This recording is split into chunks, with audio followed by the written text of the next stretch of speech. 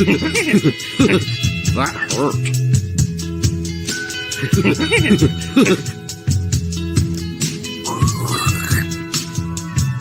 More verticality.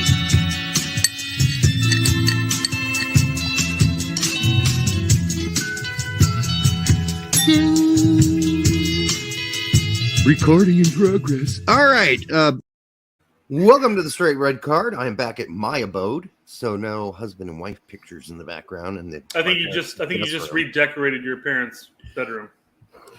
I'm not that, I don't have that much energy, especially when it's goddamn fucking 92 out and it's 8 o'clock at night. That's ridiculous. Yeah, it's so hot.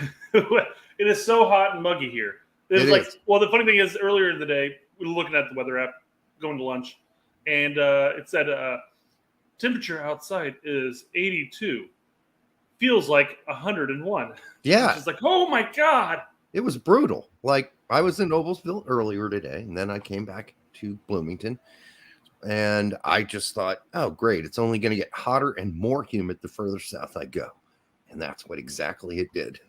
My mic came back, and my air conditioner's going, pumping. It's going nuts, but it's straining, no? Yeah, it's too fucking hot to wear the cap, guys. It's too hot. So this just proves I don't have a whole lot of hair, and I got a very large forehead now. My hair used more than I do. My hair used to start about right here. Now it starts about right here. So I've lost an inch. It happens when you get old like me. So, I make up for it in other parts of my body. You just have a history of male pattern baldness, and it starts creeping back in your 20s. I mean, my grandfather on my mother's side, Kurt Walrath, had he lost his hair, but I have him share more of my dad's hairline actually than my grandfather's. But I do share my grandfather's general hairiness, which, is probably too TMI, but, let me tuck that up there. I don't want to see. I show people all my chest hair. All right. But I'm a hairy dude. Let's just say that. At least your back hair isn't sticking out in tufts out of the back of your shirt. It would if I pulled it over to the side. No, that was a pain in the ass in my younger years, man. Shit. You close the door. One sec. Can you hear the fans running in the background? Not really. Well, I'm going to close this regardless. Be right back. All right.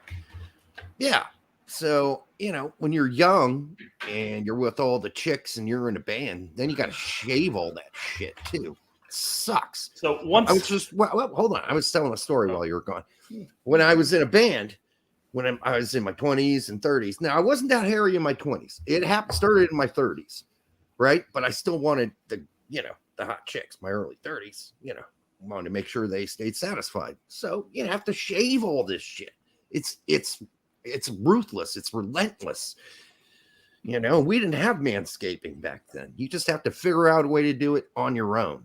Shave the dome and gold chain the bare chest, boss. What then? I'm going to turn into that guy on that show on Comedy Central with the fries, the fry guy, and the milkshake and hunger. Yeah, I don't want to be that neighbor guy. That's what he did. Oh, that would be. That's what I need to grow a mustache too. I mean, I have one, I guess. But it's the whole beard thing, so I'd have to shave. But then it's actually it's the only part that's not gray. It's like here, not gray, here, not gray, here, not gray. Everything else, gray, and it's creeping up the sides of my head. Gas Novo's Aqua Teen Hunger Force. Aqua Teen Hunger Force. I had like three of the 4 words proper. That was a funny show. I like the meatball the best. It was funny. You watched that show? Yeah. I think we all did. I mean, back then, that was speaking of shows like that, and we talk about a show. Well, we have a show on Beavis and Butthead. We got a shirt out there. Mm-hmm. It's in the intro, and there's a new Beavis and Butthead movie in the works. Get the hell out of here! I guess Mike, whatever his name is, finally gave in. Whatever Mike, whatever. Can't remember his last name, but he was responsible for coming up with all that crate. And didn't he do The Hill? 1, 2? I think so, yeah. Yeah. Pretty sure. They look similar. they looked similarly drawn. So I think it's probably the same guy, Mike, whatever his fucking name is. Wazowski. Oh, sorry, wrong movie. And that's a long last name, whatever the fuck his name is. That is a really long last name. So today, we're going to go over a couple things. But one of those things in the end will be who's going to start this game versus El Salvador, which is essentially a game we're probably going to win. We could probably, I mean, we got El Salvador. They don't even have their best two players. They're two. Mike Judge. Thank you, Chris Gary. Yeah, I'm old. Oh, Rugganugga had it. And so did Matt Jones. I'm way behind here. Yeah, I thought you would have it, honestly. King of the Hill is what he had. He also did, yeah. But yeah, I couldn't think of it for the life of me. Yeah, I mean, generally my memory gets better when I drink, which I am doing. No, I'm great with quotes. I don't do names. How are you at Trivial Pursuit? Pretty good. Averages. Yeah, me too. I got a decent bit of knowledge in every category of all the trivia games. Yeah. Just I'm not an expert, and then whenever we play game, there's a game called like Bez or Wizard or whatever, and it's the same thing basically. You answer questions, you go around the board. You don't have to pick up little cheese squares or anything, but this is how big a nerd I was in college, and I really wasn't because I partied the whole time. It's just I partied with other guys who were kind of nerds and musicians and artists and all those things. And our game was you picked up a dictionary, right? And you just opened a page randomly to any page, and it was a drinking game. And then you found the hardest word on the page, and you said, "What does this mean?" to the other person, and they had to give you the definition. And if they couldn't, they had to drink.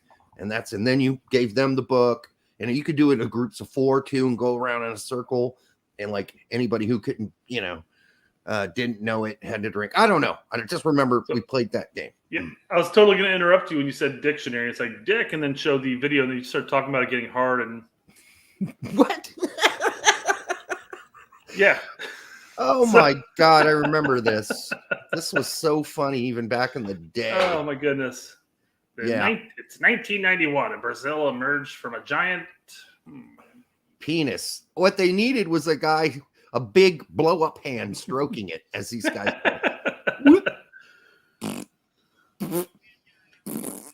Then they finish here, and then it closes right up. Like, oh, don't got to go anymore.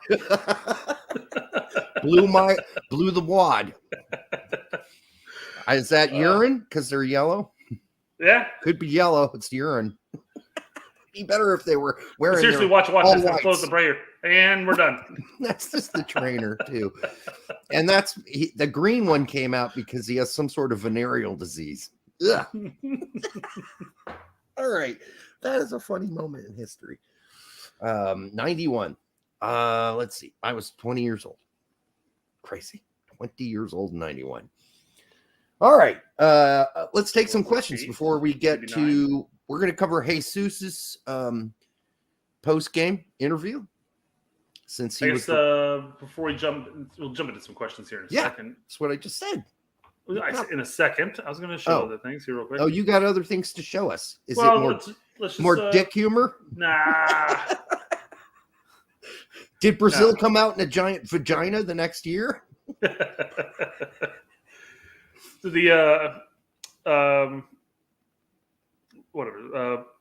Patch Adams did something very similar.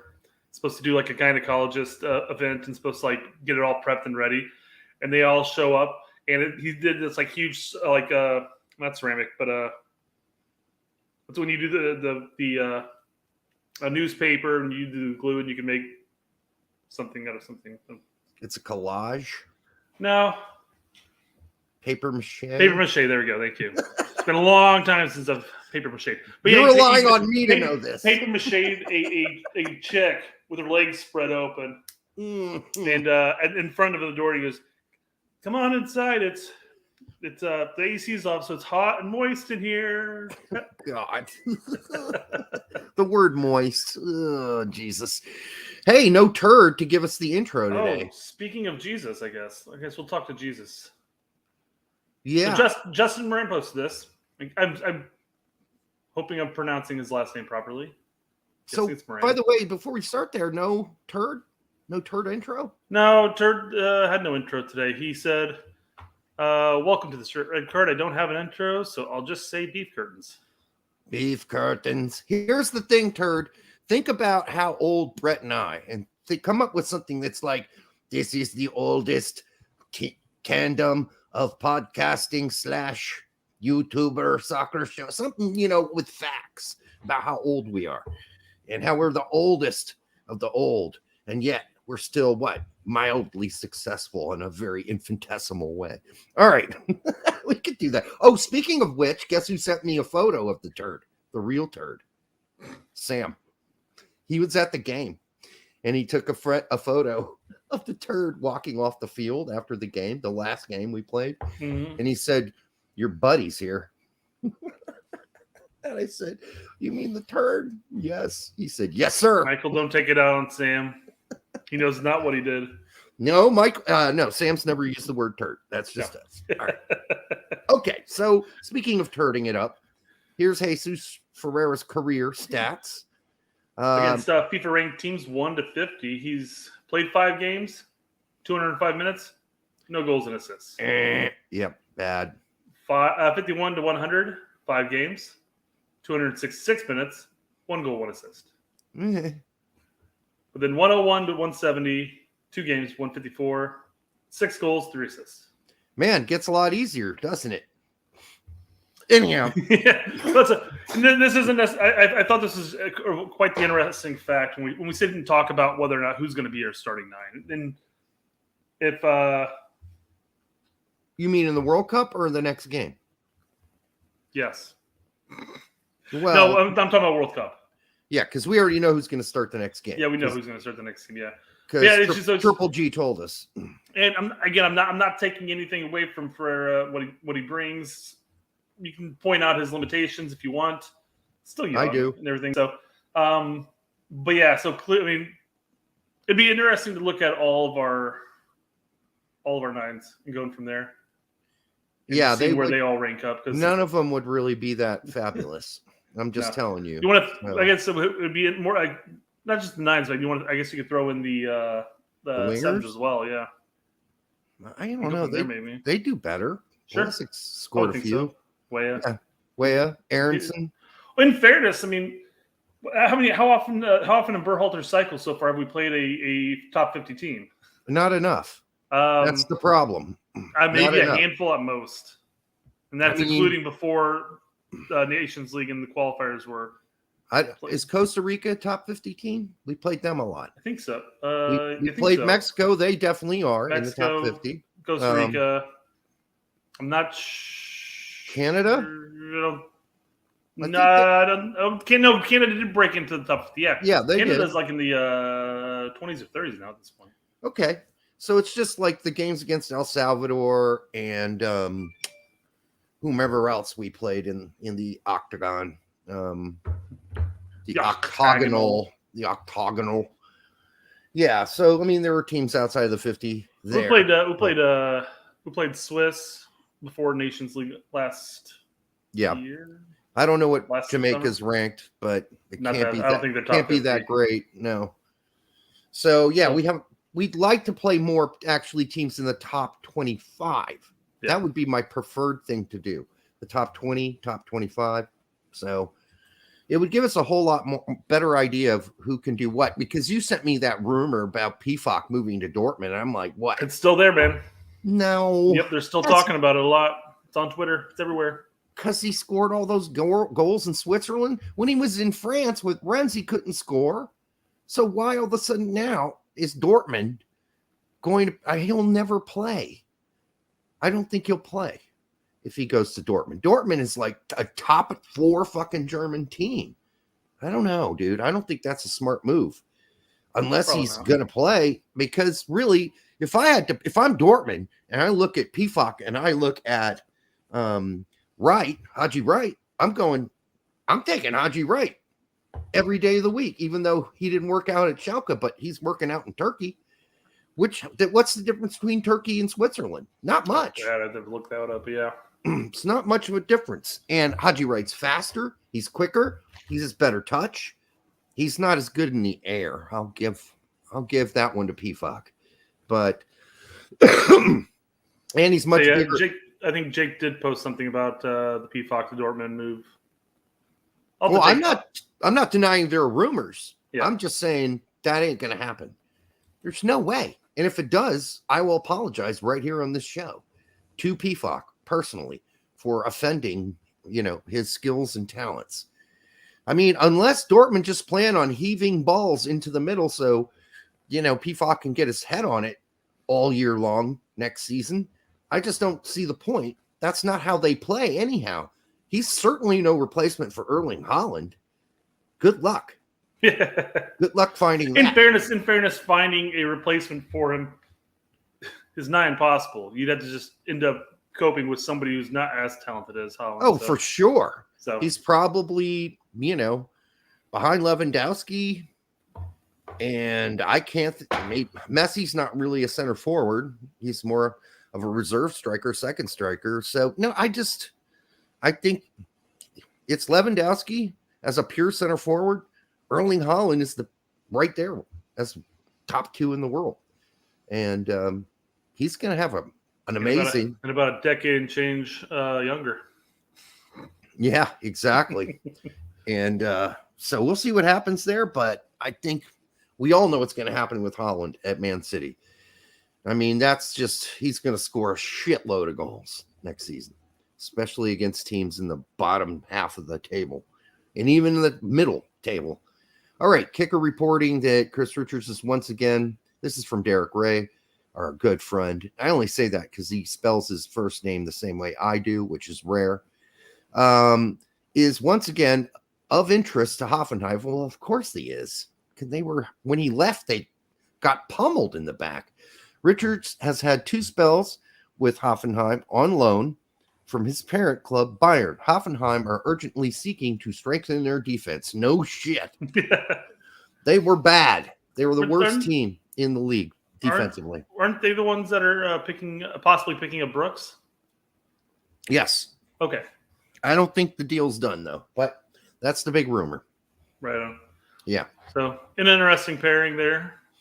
Well, they generally play the 3-back anyways, so.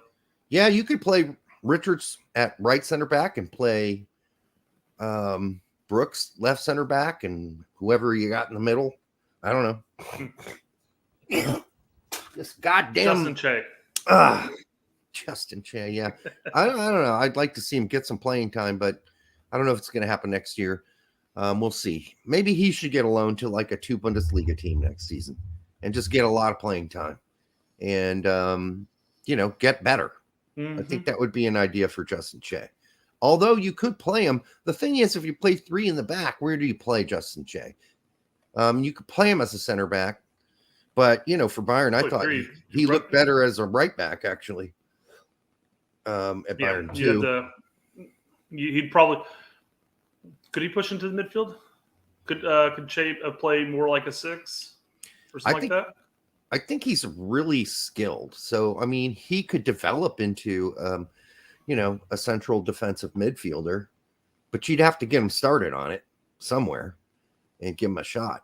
Like on, the Hoffenheim 2 team or whatever. Because right now he's just riding pine at Hoffenheim, and that's just not doing him any good. I know he practices with the big boys, and I guess there's nothing wrong with that. But I think send him down for the 2 games and have him start every game next season and let him develop a little. So we'll see. No, I agree. We'll see. Yep. All right. What do we got next? Oh, let's just pull up some of the actual questions here. All right. We'll jump into our predictions in just a bit. Mr. Sparkle Duck. Hold on, let me zoom in a little more here. Wasn't that crazy when Sparkle Duck called in the same show? Yeah, we had Sparkle. Chris Gary was on there. D-Rec showed up. D-Rec? Who would have thought? I mean, this is a whole cast of characters that we've known for years. And, but yeah, he was so mellow. Sparkle Duck was like really mellow. And didn't once say shout out to the Cert Red Card or something like that. I know, no one did. Nothing. At least D-Rex said, the boys from Indiana, at least he squeezed that one in before he went on his balls already discussion. I thought you did call, Chris. I'm pretty sure you did call, Chris. I don't think you might not remember it.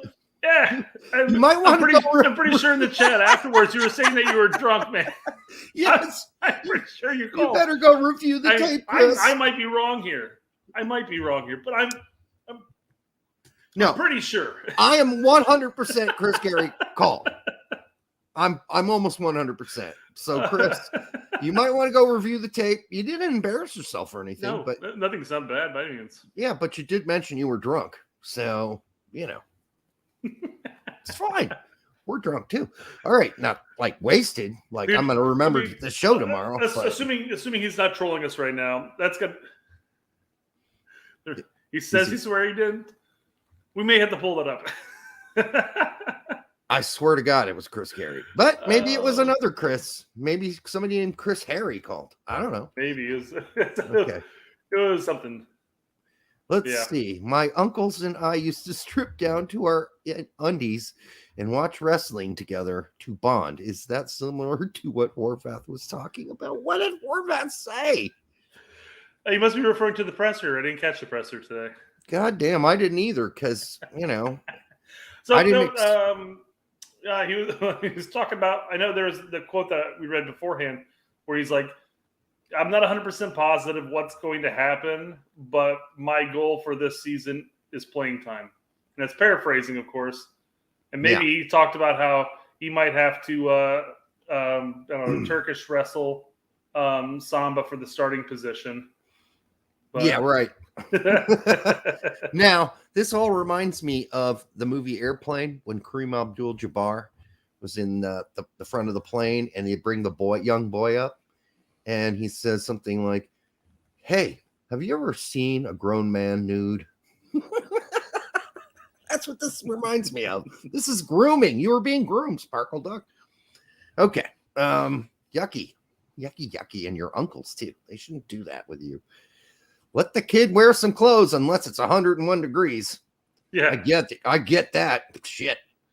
I'm not wearing pants right now. All right. So let's go to whatever's next. Yep. Brett W. I think CCV gets his chance to move ahead of Long.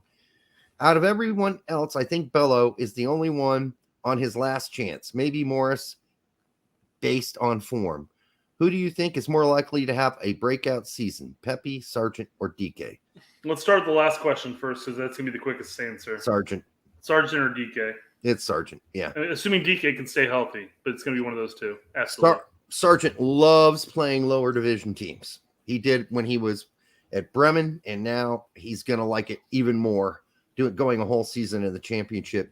Even though Pookie's coming back, he's going to have a lot more opportunities, and hopefully he learns something from that. But if I had to guess who's going to score more goals next season between Sargent and DK, it's Sargent. And so the other thing to consider here is, I guess it just really depends on where Sargent plays, but I still think he'll score goals regardless, obviously. And DK, I mean, where he plays, he's going to play for fucking Norwich City. No, I mean whether he plays the 9 or oh, you meant that. Okay. Yeah. I'm like, if DK's healthy, he'll score goals. He'll bag goals. As far as most likely have a breakout season, it could be Sargent and DK. They both could have breakout seasons. Yeah, Pepe could be up against the wall next season. I mean, he may just find this to be something he's going to have a hard time adjusting to for at least another 6 months. So I don't know. The word on Hoppy is right now, he needs to get the fuck out of Mallorca. I didn't know if you heard anything recent about it. No. Because we have not talked about him in a while. I've not heard from my Hoppy sources, and I have some good ones. So we'll see what happens. I know he's did we cover the rest of this? Hold on. Extremely disappointed with this season at Mallorca and how much playing time he got. Extremely disappointed. Mm-hmm. Like, I could use some language, but I'm not going to do that. I'm not even going to say that. All right. So let's just say his sources say extremely disappointed. We'll just leave it at that. I think CCV gets his chance to move ahead of Long. Does he? You mean in the next game? Probably. I wouldn't be surprised if CCV got the start next to Zimmerman instead of Long. I wouldn't be surprised, but I wouldn't expect it, I guess. I would not expect, however, a CCV EPB lineup. I think that's for the El Salvador game. That's like two guys that don't know each other's dicks from their asses. They have no fucking clue. Zimmerman didn't start against Grenada, so clearly I think he got rest. He's planning on starting him. I mean, he played a second half, of course. And then Long only played a half too, because so is Zimmerman and Long going to start? That's the question. The other question I guess would maybe instead of CCV could be Zimmerman and EPB, and then Long comes in for Zimmerman second half. I guess depending on what the score is. This is a bit different than Grenada, guys. Now, Berhalter was pressed for an answer about Long. And I can't remember who asked the question. They said, Long's getting a lot of criticism from fans. Does that mean anything to you? Or Gregg's like, whatever, dude. Next question. He didn't say that, but that's how he answered it. It was really kind of shut up. Long's my boy. Ooh. That's basically what he said. EPB was on the presser. That's true. Could be Zimmerman EPB. Yeah. And the only reason EPB apparently didn't get any time last time is he had some sort of... That's kind of an interesting point, because we talked about ACCV and Zimmerman, and Rugga says that'd be the worst combo, primarily because they're both slow center backs. Yeah. Yep. So, that's a great point. Perhaps EPB does start with, say, Zimmerman in this game. Yep. Somebody's got to cover his ass in the back. Not that we got much to worry about versus El Salvador. Yeah. Really. I will give this to Long, and it was against Grenada, and it was against a Grenada team that literally played 2 games like a week prior, literally within a week before they played us. Maybe they're a bit gassed, but I thought Long looked faster than normal for a center back. Well, Long is faster than Zimmerman and CCV. Yes, he's more on par with Eric Palmer-Brown as far as quickness and speed go. So he is expected to be the recovery guy for whoever. If he lined up with Brooks, he's going to be expected to be, which is not going to happen, as we've made clear here. He's more athletic and fast, and we know that that's what Gregg likes to do. He likes to have one guy who is maybe better with, Zimmerman's better with his feet than Long. So he's going to have him there. He's also solid in the air. And Long is the cover guy on the long balls, which is ironic because that's what his name is, Long. Who do you think's worked himself off the roster or may get one last chance, according to Brett here? I think Morris is done. I think too. I agree, Bello. He should be done. If he isn't done, he should be. So do you think? I don't think he's going to start, but do you think Scally will get some minutes in this game? Well, that's what we're going to cover at the end of the show. Well, Yes, I do. I think he's going to get some minutes in this next game. Okay, let's move. In fact, I think he's going to start, but that's just me. We can disagree on that later. Yeah. Let's do one more question. We're 30 minutes in. Let's do one more question, and then we will bounce to the interview. The actual interview. Yeah, the interview. That's a great point. Yeah. About that. I'm starting to get worried that this is Sean Weeks, that our back line will have Long, England, and Wales. Have Long, England, and Wales are going to love having Long man mark Sim all game and will kill us. We need to see CCV. I'm sure there's supposed to be like a comma here. We'll have Long. England and Wales are going to love having Long man mark. Sean Weeks needs to use some fucking goddamn commas and periods. This is getting really hard to read. We're drunk, Sean. We need some punctuation. God damn. We love you. All right. Let's see here. Rolled on. People are bringing up rolled on here real quick. As far as it's done. Yeah. This is a quick jump back to the last one. And then Chris says, crazy that he only got 20 minutes against Grenada. Yeah, and I don't see him getting any minutes against El Salvador unless we're winning 4-0 at halftime. But I'm horrible with grammar. Grammar for losers. Well, I'm sorry. I taught W131 in college, and then I became an English teacher in a high school for 2.5 years. So class with the Nazi attendance policy. What did he say? It's for nerds? No, it's for losers. Oh, well, I'm not a loser. Come on, Sean. I guess I am. I'm here tonight, but we're not losers. I'm sure England and Wales are probably look forward to, or even Ireland's probably looking forward to playing against Long. Well, I mean, they could be playing against Brooks. They could be playing against Richards. As limp dick as England is looking right now in Nations League, and how uncreative that team is with the stacked lineup they have, I'm sure they're going to look forward to something easier than what they're doing right now. But I mean, I'm not impressed by England so far in the Nations League. So Yeah. I joined the Navy, not college. Yeah, so did my son. He was a seaman, just like you. Let's see. And then Chris Gary says, I have on good authority that Gonzalez and Beasler will be our starting pair in Qatar. The Beasler-Bessler thing is a throwback, guys. Yes. Just so you know. Yeah. I, for years, this is Grenada all over again.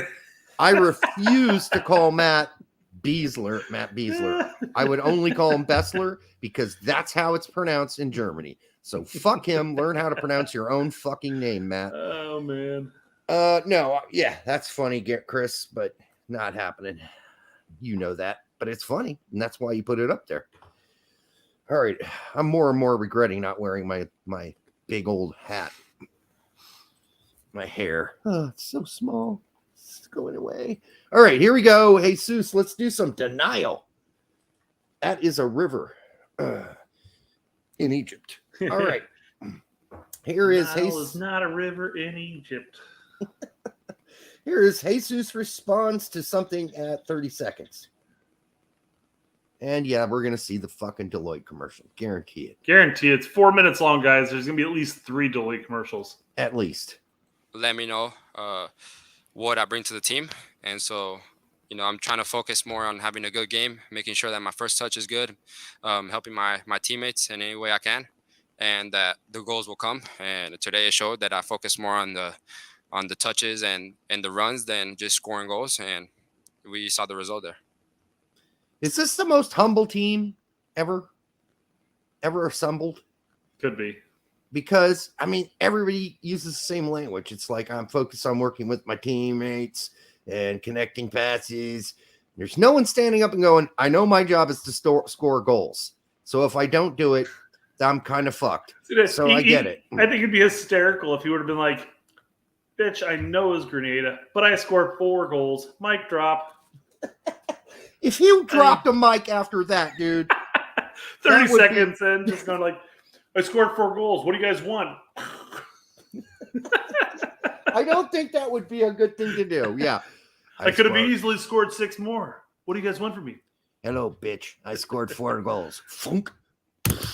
Yeah, I don't think that'd be a great idea. And just walk off. They should have just ended at 30 seconds in, press her over. What more do you want? By the way, the next dude at 138, we don't allow personality. Why do you think Brooks doesn't get called in? Well, I agree that we don't allow a lot of personality, although that Raina Pulisic interview was fucking hilarious. That was great. Best pairing ever. But I do have to say that if you've ever watched a Brooks interview, he's very boring. So he's very boring. So I don't know about his personality. Now at 138, and I hope this guy named Arch isn't Bill Archer, and I doubt it is because he doesn't sound anything like Bill Archer. But man, this is a bad question. It's a meaningless question. Before we get there, Tamale Killer. Hey guys, with a couple of super chat contributions, pay for the YouTube premium and have no more commercials. Definitely something I'm considering, and we can do that just from our ad revenue period. Why are you guys getting a shitload of commercials when you watch our show? No. It's commercials for us. So like, if we have YouTube when we Premium, play this, we won't have to ever watch that Deloitte commercial ever again. Yeah. It came on earlier when I started this show. I started this presser. So we got one of them out of the way already. One of them out of the way, guys. Well, I'm still going to be 2 more. But anyhow, this guy named Arch, and they just call him Arch. So I don't know who this fucking person is. I'm sure it's not Bill Archer. Yeah. No, I hope it. Wes does exist, and he is boatloads of personality. Mm-hmm. But he's talking about people who are actively brought in for the pressers. And Wes isn't. Wes has had a couple of pressers over the course of time, but very few. He had to bum rush Tyler Adams' presser the other day and ask a question. Yeah, he doesn't get a whole lot of time in front of the cameras, so and that's fine. I'd like to see more time with him because at least he's has a sense of humor. He's kind of a goofball, and I like that about Wes. But here we go. Arch, where am I going at? What time? 1:38. Arch asks a meaningless question. What the fuck? Those are my notes. Kyle, to your right. Yeah, took you guys a little bit to get going there, had some chances, but just couldn't find that breakthrough. When you did get that first goal, was there kind of like a sigh of relief and allowed you guys to play more freely, or what changed after that point? I think the team. Was it a sigh of relief? You bet your fucking ass it was a sigh of relief. I think it was a sigh of relief for this guy right here. Yes. Because the team knew goals were going to come. Guy couldn't hit the broadside of the barn in the first half. So, I mean, of course he was relieved. I mean, that's just a stupid question. And what does that question mean? Like, what kind of answer are you going to get from that question? Except for, yes, we were really happy when we scored. Yeah. And we knew the fucking dam was going to open up after that. Let's just see. Is that what he says? I don't know. Let's listen. Mentality. I think, at the first half, we saw that it was a bit tough to break them down. Once the first goal went in and we saw how we can break them down, we took advantage of that. I think the team was mentally focused and mentally strong to know that. Yeah, I mean, that's pretty much what he just said. But wait a second.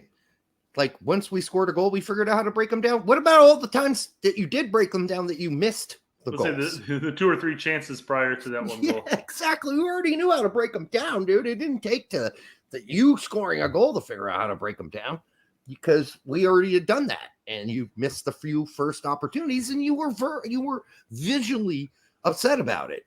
I don't know. That question isn't the kind of question that's going to say, if you're waiting, give me an honest answer. Well, I mean, yeah, if you're waiting for your chance to ask the question, why such a softball question? I mean, yeah. I mean, again, he's going to be like, yeah, it was great getting that first goal. And then, once we did that, we were able to start banging them away, Here's how Jesus should have answered. And I'm not faulting him. He's a young kid in his 20s. I get it. But he should have said, listen, we were breaking him down. I just wasn't finishing. But as soon as I got that first one in, I knew more were coming. I really knew that, I felt that I had, got out of my funk. Mm-hmm. And I knew more goals were coming. That would have been a nice, honest answer to have. Not this, all my teammates figured out how to break them down. And then we as a team, whatever. All right, and then Paul Kennedy shows up at 2:48 and asks his opinion about responding to pressure. This is 2:40. We're the fans, and we want to protect our trophy no matter what. Paul Kennedy. Yeah, just kind of curious about the partnership that you have with Areola. Obviously, it was kind of his move towards goal that kind of sprung you for the opener. So what is it like, and how does it help to have somebody that you train with day in, day out to be on the national team with you? Yeah, I mean, it's a these are not lining up with my markers at all. You can link up here on the national team. That's something that it facilitates the gameplay. I know every movement that he can do, and he knows all my movements, so it makes it easier to connect and score goals. Okay, yeah. So there must be 2 of these up on U.S. men's national team, a longer one, which I thought was 7 minutes long. So that's why this isn't working out real well. But it's okay. This seems like an excerpt, maybe, but I might be wrong. Maybe I'm just an idiot and don't know how to time stamp, but I've never had this happen before. But he just answers the question about responding to pressure. That thing about Areola is like, how does that feel to play with alongside Areola or whatever? It's a pre-match. It's 8 minutes long. Yeah, the post-match is just 4:19. Okay, well, I don't know how to timestamp then. I'm an idiot. Well, Okay. That's it. You have to practice. You have to work harder on being better at a timestamp there, because it's unacceptable. Oh. I am so sorry, Brett. All the timestamps I just gave you were for the Berhalter interview. I actually did do timestamps for Berhalter. I just forgot to label it, so I thought all of them were for Jesus. They're not. I am a fucking idiot. All right, let's go back. You didn't realize this after like the first one or two of them that the only two I had for Jesus. This is not what we were talking about. I know. Let's go back to Jesus. I'm an idiot. Here are the 2 timestamps for the Jesus interview. God, I must be fucking losing my mind. Don't worry, I've muted Deloitte. But I did take all these notes on Friday or Saturday. So, we're on Monday. I have long drunken those away. The memories away. All right, Deloitte, give us your money. So we'll start at 213.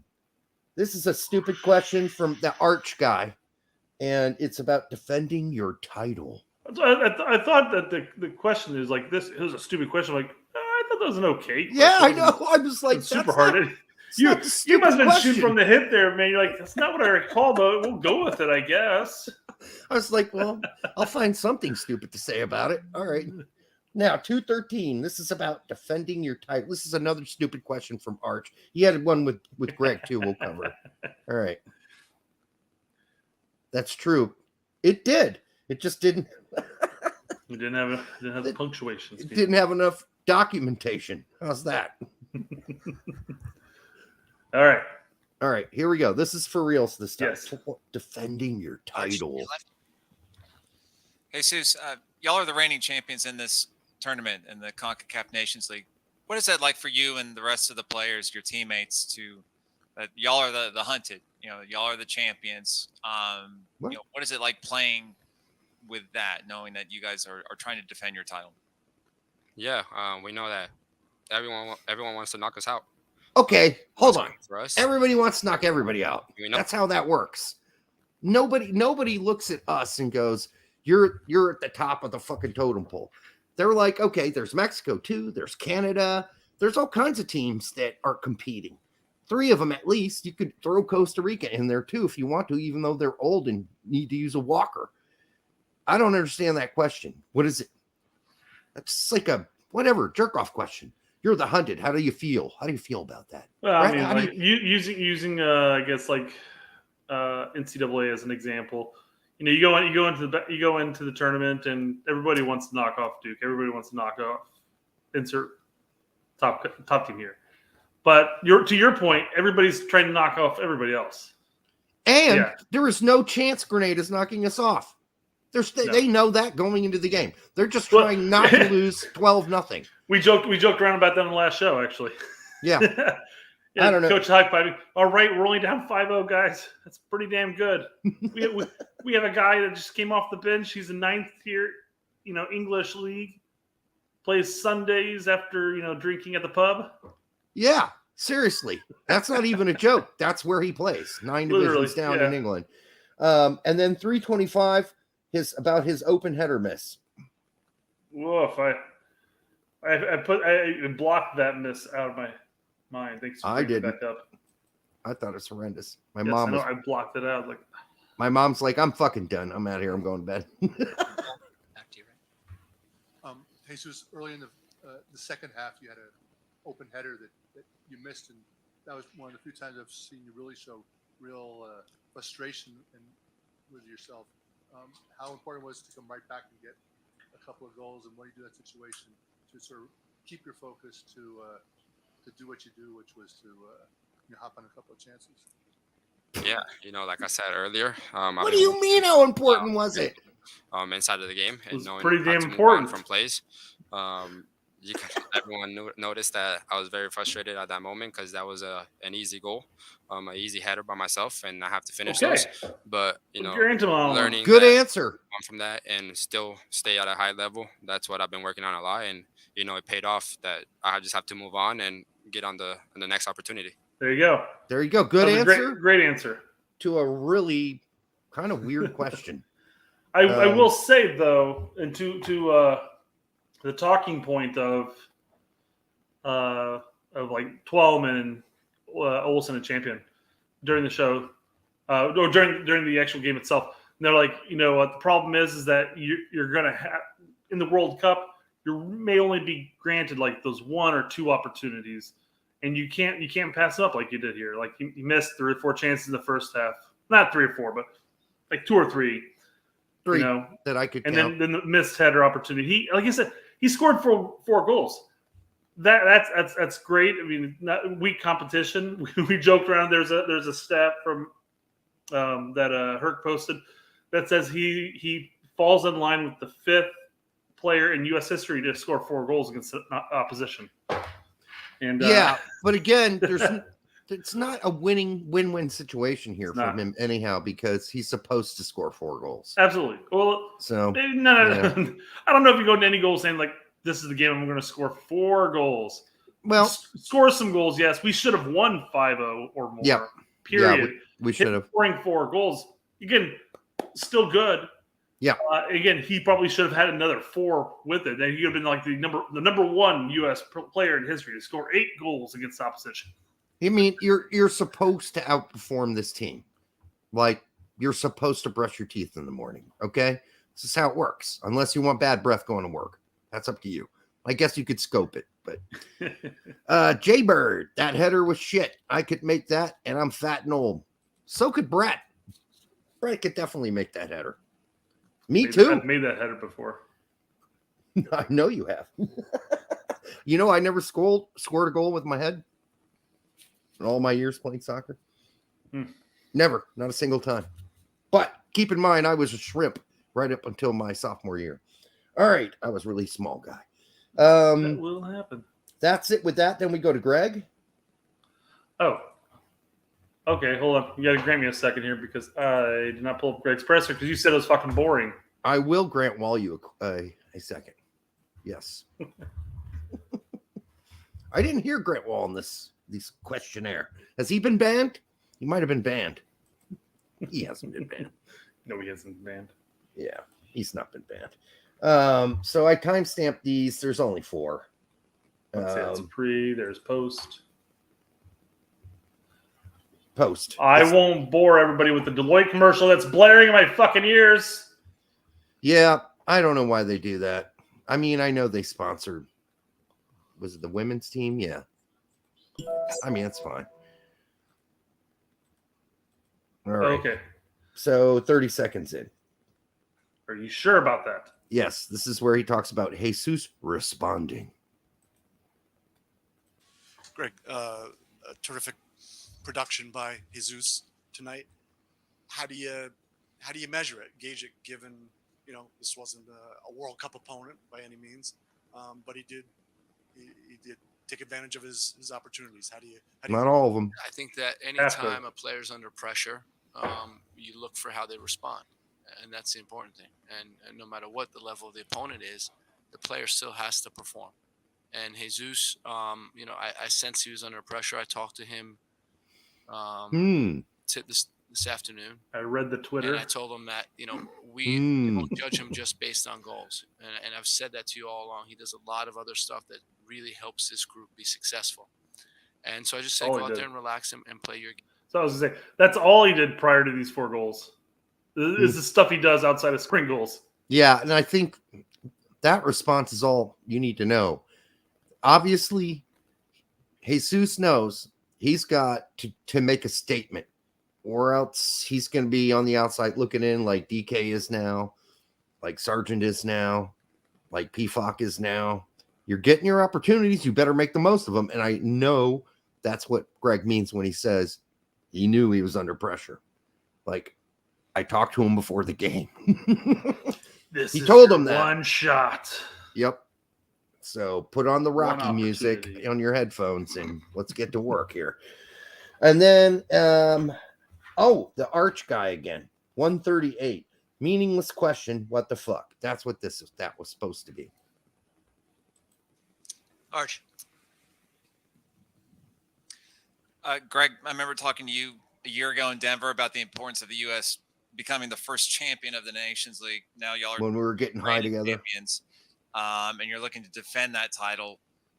What kind of shift or change in approach and mentality comes with being the reigning champs, wanting to defend that title, and starting that off tonight with this win? How does that mindset change in being the reigning champs of this particular tournament? Yeah, Okay, that's just a dumb question.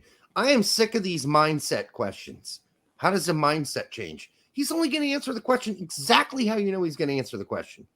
Our mindset is one game at a time, and we're going out to win every game. That's the mindset, dumbass. Haven't you heard him say that like 1,000 times? Why are you asking questions about mindset? He's the reigning champ. Yeah, so I know. Differences, maybe, I don't know. I'm the reigning champ of jerking myself off, but that doesn't change my mindset. I'm number one. My mindset is always the same. There's one answer I want at the end of me jerking off. It's very simple. Mindset does not need to change for that, unless I'm having some sort of mental disorder or issues, finding out a good porn channel, which is not an issue anymore for anybody. My point is, that's a dumb question. That's a meaningless, open question that we already know the answer for. Why not ask him about a specific player and how you felt about their performance today? All right. Greg, how did you feel about George Bello's performance today? What things does he still need to improve? And what did you maybe like what he did today? That's a more question. Like, you're going to get like, okay, well, there are some things that Bello still needs to improve, and we're talking to him about those things. And, I'm not going to give you all the details, but I think, you could see it out there tonight. We played a fucking weak-ass team, and he wasn't good. No, he's not going to see that. Greg, I heard that the team had an omelet station for breakfast. What did you put on your omelet? And how did that change your mindset for the game? I heard you guys ran out of Vaseline in the locker room before the game. Are you going with cherry or Mountain Blue Gatorade for the game tomorrow? These are the questions that they need to ask. Hard-hitting ones, guys. I heard you guys ran out of cereal for breakfast this morning. How did that change your mindset for the game? Against Grenada? Really? The hotel only had Cheerios. I wanted Honey Nut Cheerios. Jesus. I'm so... It's ridiculous. It's going to be the worst. All right, one more. Two more, exactly. Two more. Paul Kennedy. Give me a timestamp.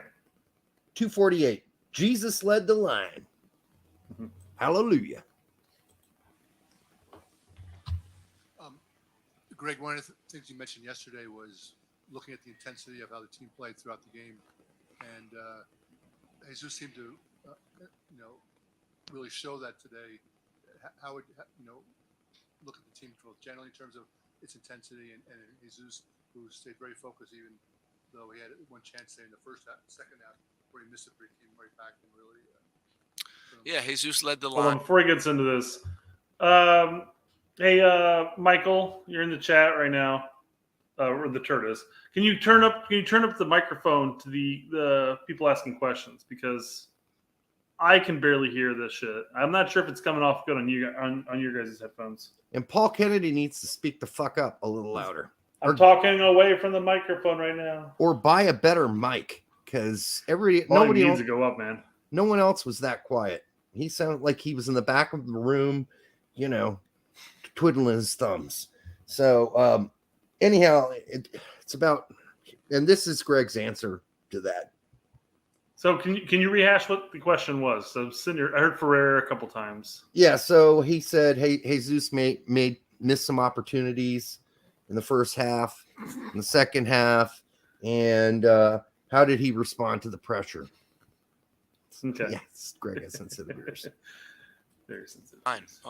When you have your striker that can apply pressure that often, and with that consistency, and his movement defensively is excellent, and then offensively running behind the back line, arriving in the penalty box, he did a lot of good things tonight. But it's good to see again, a player respond to pressure, and that's what Jesus did. So overall, again, pleased with the entire group and the mindset and the execution tonight.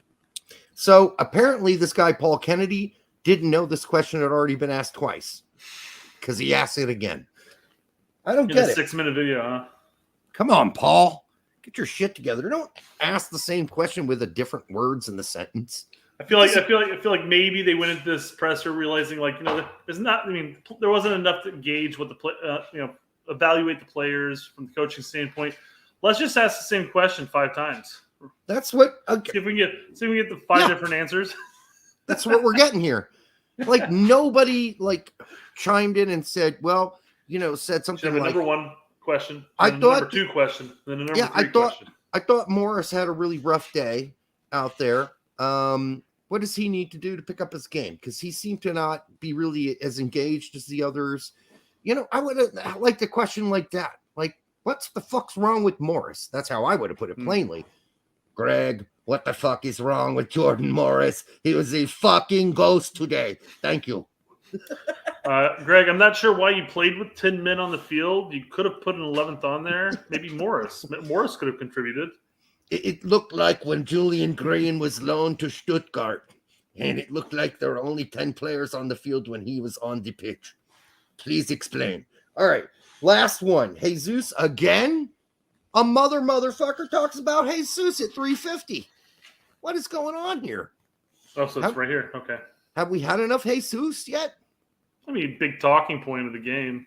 Can't gauge much from the other players. But not all 8 journalists need to focus on one dude. Yeah. Because you're going to get to interview him after Greg. Or just why not bring up something like, hey, it's clear that we're still trying to work Weston in. What's he showing in practice? Does he look like he's improving? His sharpness? How's his fitness? Who told him to break? Who told him to get his hair done that way? Hey, I'll take a fucking. It was a whole team effort too, man. Because Jedi got his hair done like that too. They did. And in fact, I believe they all went to. It was Pulisic, Jedi, and Wes all went to the same hair place. And Pulisic didn't want to get the dreads too. No, his hair won't really do that. He should have tried. All right, one last one. 350. He should have tried. That would have been. He went for the cheetah haircut instead, man. It is the cheetah. I have to agree. To your left, all right. Jonathan. Greg, you gave Jesus the whole run tonight, which you hadn't done in the previous 2 games. Yep. Do you think there's enough time left on the clock between now and the World Cup to survey all of your other candidates for striker in game action? Well, Haji's going to start the game Tuesday. Spoiler alert. It's Tuesday, right? Yep. Haji's going to start the game Thanks, on Tuesday, Michael. and he'll have an opportunity. And, that was the plan all along. We wanted to give Jesus 90 minutes today and have Haji ready and fresh for Tuesday's game. Charlie.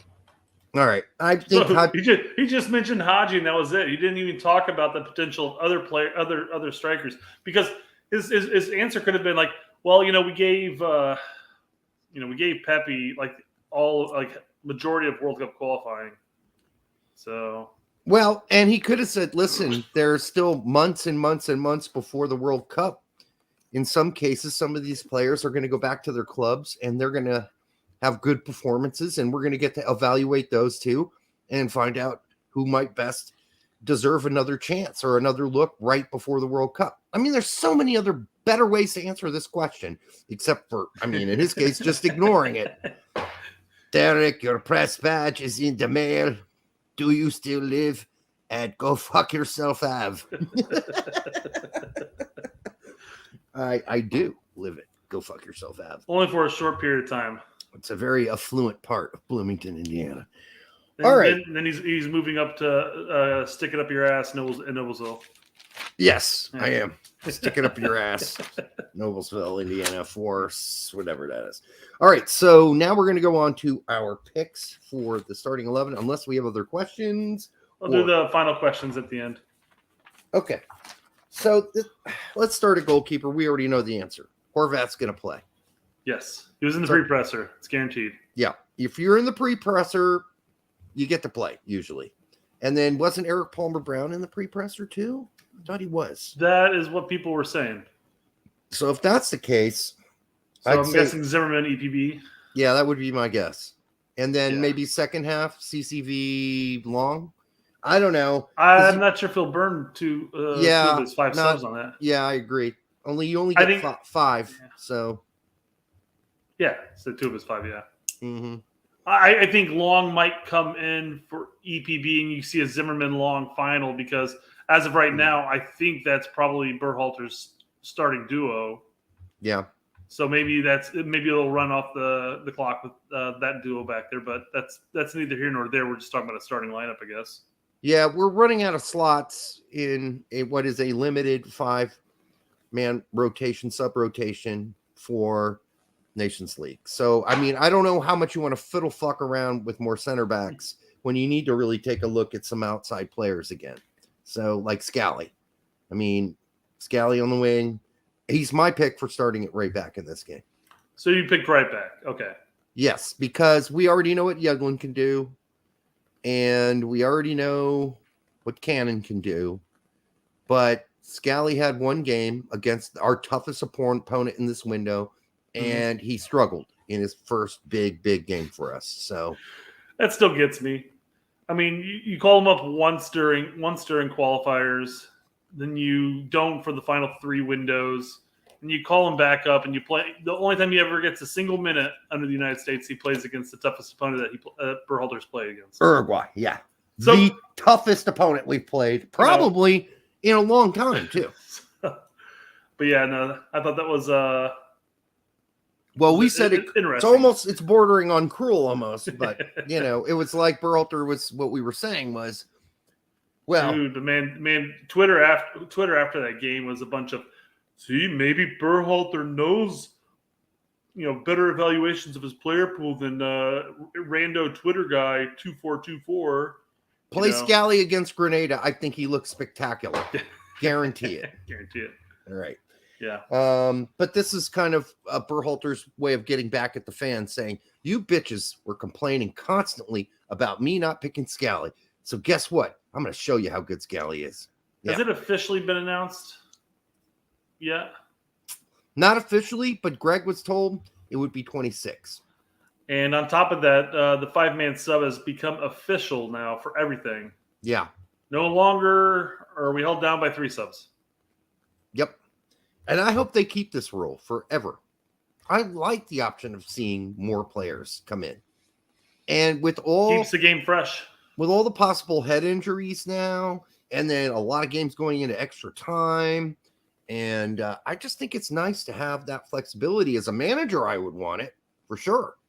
If I had a deep team, I'd definitely love to have that option. Now, if I had 11 good players and, 9 scrubs, no, doesn't make a difference to me. But I mean, if you've got as many great midfielders as we have and attacking players, you'd like to have the option to squeeze them all in one game.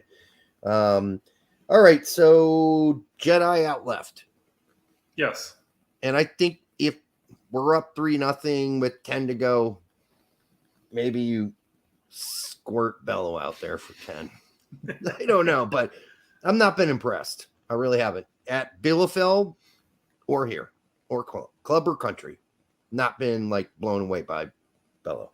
I didn't think he was ready for the Bundesliga. It's weird. In Bundesliga, the 1.5 games that I've seen him play in, he didn't look terrible there, but he still had glaring issues that popped up.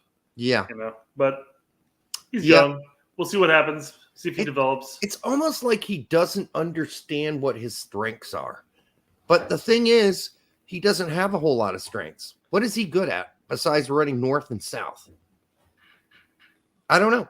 I think he's a pacey guy who runs north and south, and he can defend somewhat. But Chris might be right. Maybe Bello does start. I don't think so. Well, if you go through history with Berhalter and the away matches is where he experiments, and he just throws the outlier and the subs in. Well, we need to win this game, and we just played El Salvador in the qualifiers, and we tied them. So, and beat them. I understand that Alex Roldan and our Indiana guy, whose name I always forget for whatever, Zavaleta, yeah, aren't going to be there for El Salvador. But that doesn't mean they're going to be that much worse just because those two guys aren't there. I mean, they'll be worse. If anything, their depth, their subs coming off the bench will be a little worse, probably. Yeah, probably. I think you start Jeddah and you get the early lead. I think Berhalter will experiment a couple things, but I think he has to kind of go for more or less an A squad. Because this is my take, at least. I mean, we still obviously have El Salvador at home and Grenada on the road. Can you imagine if we tie this in this jerk-off group or we lose to El Salvador? I mean, I don't think we would even with a B team or a C team, but I mean, we want to go in there and kick their ass.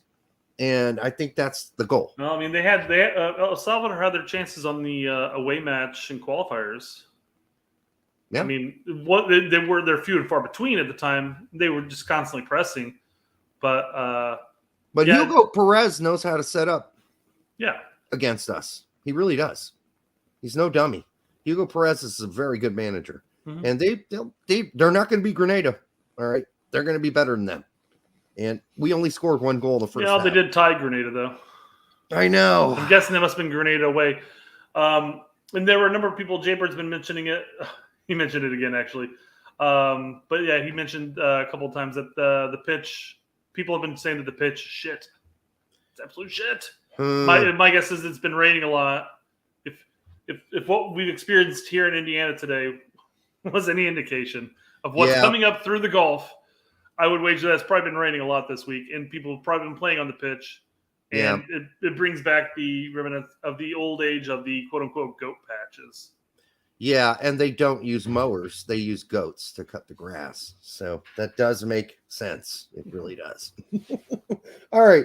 Adams, I think, starts at CDM. I think he starts at the 6. Sure, yeah. None with that. Fine. I mean, he rested against Grenada for a reason. Yeah, they just gave him a blow. So put him on the pitch. All right. Speaking of blow. Bello hasn't blown you away. That's not quite how I say it, but but no, he is not.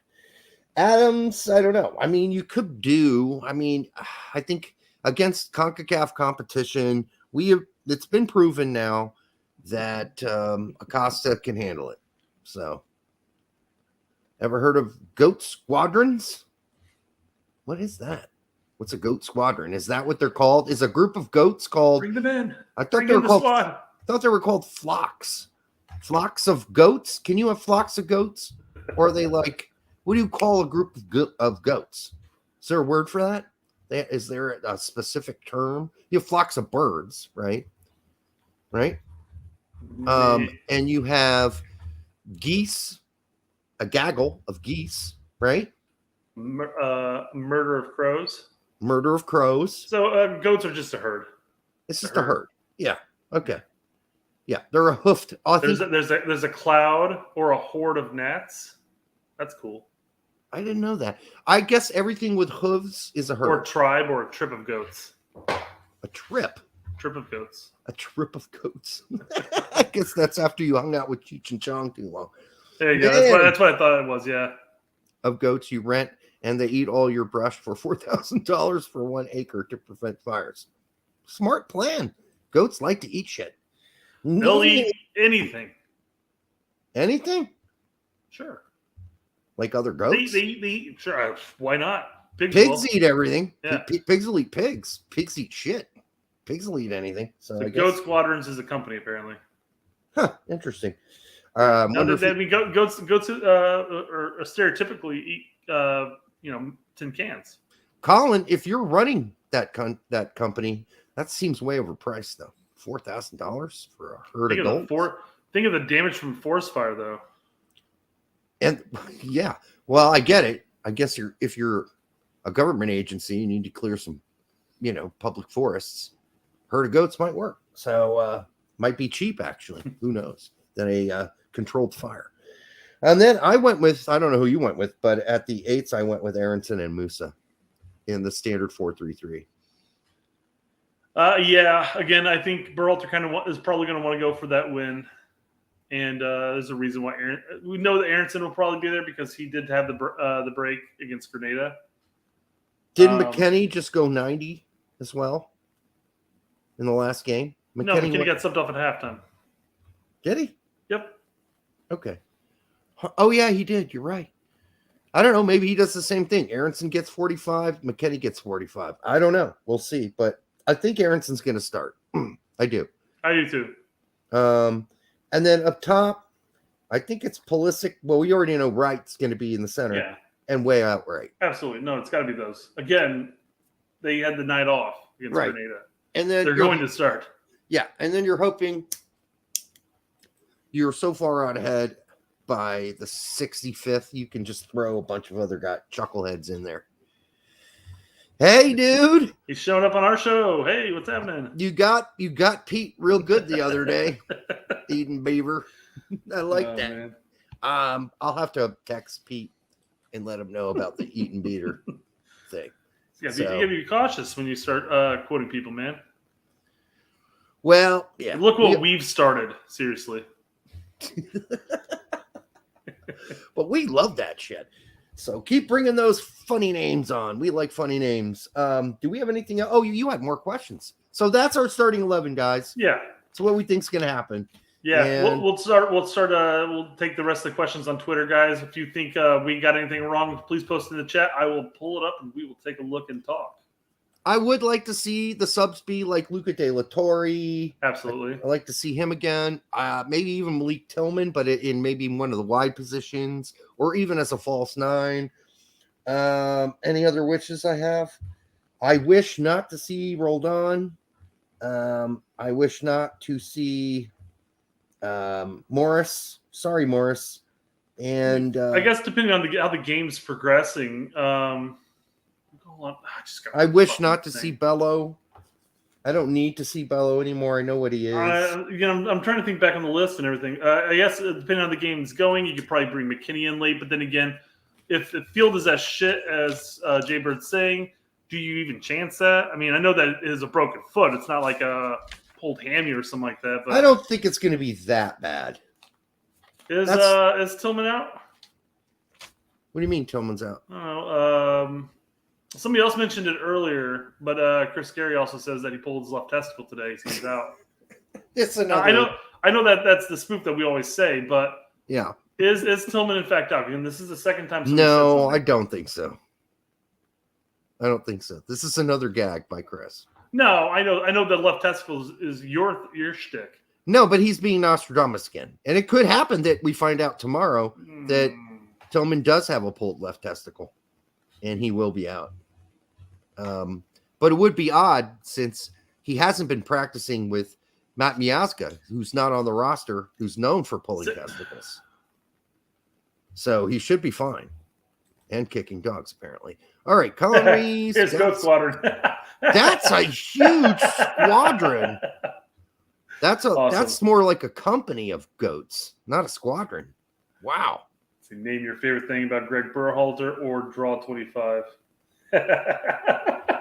I don't know. I like his back passes and stuff. Well, like this that. is John Brooks. No, John Brooks is like he has name your favorite thing about Gregg Berhalter or draw 25. So he drew 25.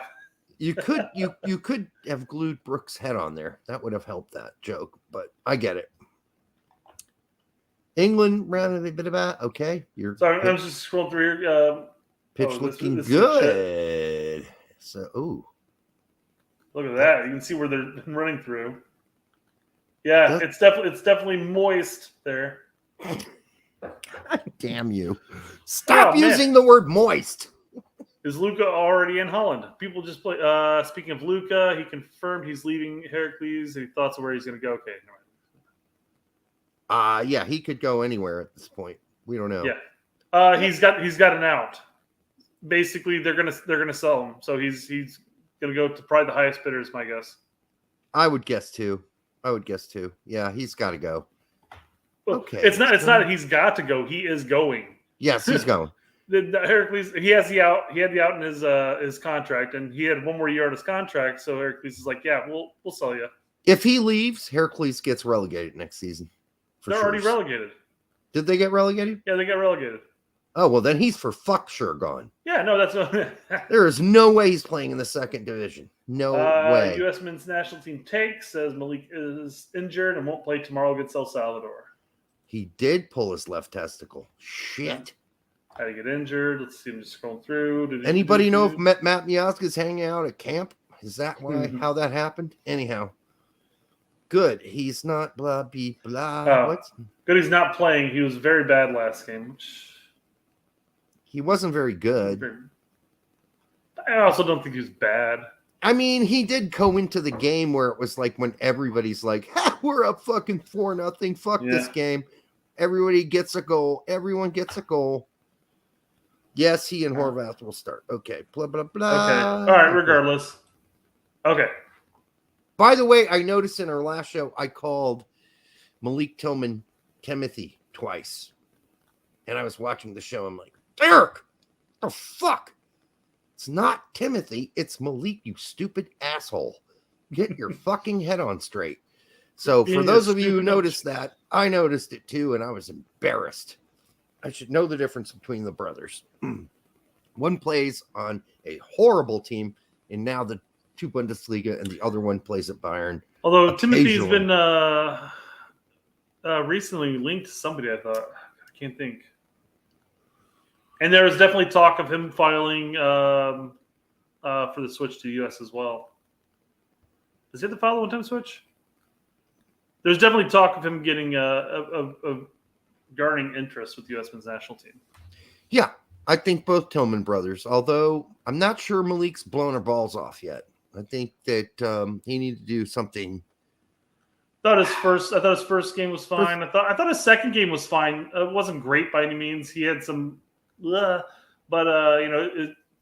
he had that one darting run into the box that got dispossessed, but then it went right into I forgot who it went to. We ended up scoring a goal immediately, but I wanted more. I expected more. Maybe I shouldn't have. He's a young kid, though. I understand it. He's probably nervous. I know he was nervous that first game he came on. But I was glad to see it, and I want to see more.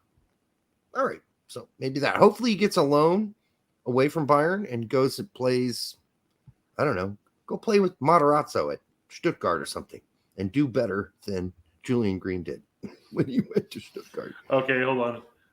Let's go back here. So Colin says that he'd take Matt Miazga. To yank your nuts? And Chris Gary goes, I guess you're not a dog person, I guess. And he goes, I thought it was a joke. It is a joke. It's absolutely something that we started. It is a joke. It's not real, no. But the whole thing about Miazga grabbing people's man marbles is not a joke. He has done that twice. We have photo in evidence his career. of that, yeah. Yes, both twice he's been caught grabbing man marbles. So that's not a joke. I love though. And this is not based on what you're saying, Colin, but even on other shows, it came up on the Best Soccer Show, didn't it? Like the whole Matt Miazga kicking a dog thing. Yep. I love the fact that it's canon in history now. Yes, people know this. It's been laid out. Matt Miazga is a dog kicker. Allegedly. Yes, allegedly. But not really. He is a ball tugger, though. So, you know. Yep. Where do you want to go here, Mister? How many goals would Bright have scored to equate to Jesus's 4 versus a very poor Grenada team? I say 1, as it's an away match. I say 1 is good, but 2. So against El Salvador. Okay. Yes, I'd say 2 is even more impressive. Is like, but okay, I mean, that's really with the one goal. With the 1 goal against El Salvador away equate to the 4 goals that Jesus scored? I think it'd be equal to, but if he scores 2, that's better than what Jesus did versus Grenada, depending on how he does it as well. Depending on how he does it. Did he head one in off a set piece? Because we need that. We can't just keep relying on our center backs to get set pieces headed into the goal. We don't have to. We got Weston McKinney. He's a baller in there. I know, but he's not. But well, he's been injured a lot lately. But recently. We need more. We need more success with our set pieces. So if we can find a guy, and people have criticized Wright for this, for a guy that big, He should be dominating in the air, and he wasn't in his first opportunity in this window. So he needs to get up there as a guy that's 6'3" or whatever the fuck Did he get a lot of 6'4". aerial opportunities? He had some. He didn't win any of them. He lost every single, as far as I understand, he lost almost every single aerial duel he was involved with. I forgot the stats, but I was kind of surprised by that. Watching the Peru Aussie qualifiers, can you see Triple G subbing out goalkeeper for penalties? Also, who are the U.S. men's national team penalty takers? Oh, that's a really good question. I know who they are, but I'll start with the Peru. That Aussie goalkeeper was fucking hilarious. The way he was just gaggling around back there, like, really confused the fuck out of the Peru. I'm a clown. taker. You don't know what side I'm gonna go to. And that But I think it was great. Is after he made the final save, he just ran over and just stood there with his arms at his hips and just gave the biggest cheese. Yeah, know. That would have been awesome. I mean, take a photo of me. That's basically what he said. I think Matt Turner's going to start for us, so I don't think I see anyone getting subbed out for goalkeeper. I don't think Greg thinks like that. I mean, but then Tuchel did it in one of the cup games. Yep, and that backfired like crazy. It did. So I mean, just like I guess you have to gauge how the goalkeeper's been performing all game. Like I'll use Tuchel's as the example. Mendy was like dancing on his head, and then he gets subbed off, and they bring in Kepa. That was a mistake. Why would you take him out? I understand you've got this idea that if we have a PK goalkeeper, we're putting in Kepa. But I mean, like Mendy was, like I said, was dancing on his head, stopping shots. Well, here's the thing: on big clubs, typically, and even for national teams, the second goalkeeper is usually the one that gets stuck at PK practice, taking PKs, because you got to practice that, and maybe you're busy. Your other real goalkeeper is off doing something else, or he's in another drill. The second goalkeeper always gets stuck taking free kicks, penalty kicks. So, all right. And then who are our penalty takers? Oh yeah. Answer that before we answer this. I'll pick 5 of them. I'm going with Pulisic. Assuming everybody's healthy, I guess. Or are you talking about for all? Say if we win the PKs against El Salvador, or are we talking about if everybody's healthy? If everyone's healthy, it's Pulisic, Reina. I'll go with Luca De La Torre and Aronson and maybe Weah and Turner. Matt Turner. He's so good at kicking balls. All right. That, I guess, not just off the cuff. If I had to think about it more, I might have picked somebody else. We're going purely off what we can see on the pitch. I mean, outside of Pulisic and now Wright and Reina, I guess we saw Reina take a PK too. Mm-hmm.